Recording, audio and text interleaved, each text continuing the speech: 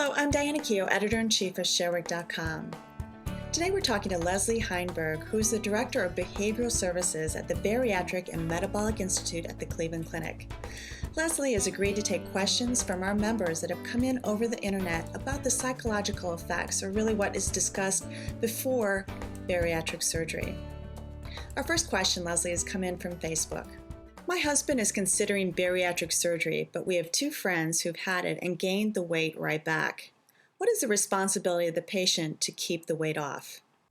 So the good news is that the vast majority of patients who have bariatric surgery are able to keep their weight off successfully.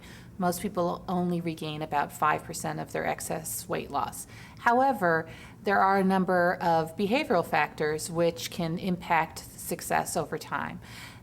Continuing to exercise, continuing to keep the diet that was initially prescribed leads to success for almost all patients. One of the things you may want to consider with your husband is how these friends have adjusted to their surgery. Are they following recommendations? What can he potentially learn from not only their successes, but also what may have led to some of the failures?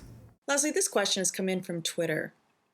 In your experience, how does a patient have the best results? What kinds of things are needed to be in place for their success? Well, patients have the best result when they're best prepared for surgery. They need a lot of education, they need a lot of support prior, but they also need that after surgery. People who get involved in support groups, people who have supportive families and work environments, and people who are involved in multidisciplinary care from their bariatric program before as well as after surgery tend to have the best outcomes. And this question was posted on our website.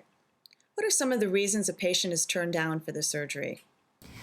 Well, most patients aren't turned down for surgery. Most patients are able to address whatever contraindications they may have over time so that they can be ready for surgery.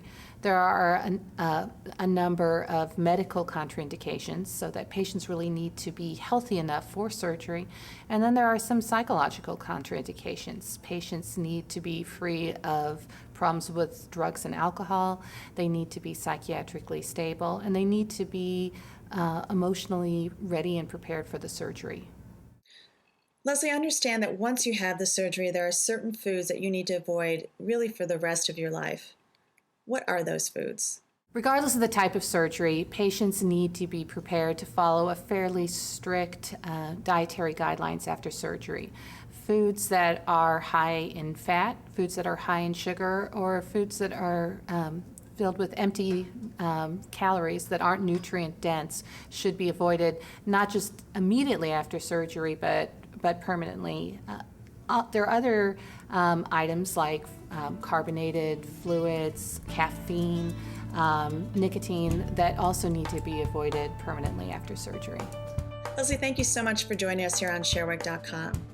If you'd like more information about bariatric surgery and the psychological testing that goes on beforehand, please go to our website at www.sharework.com.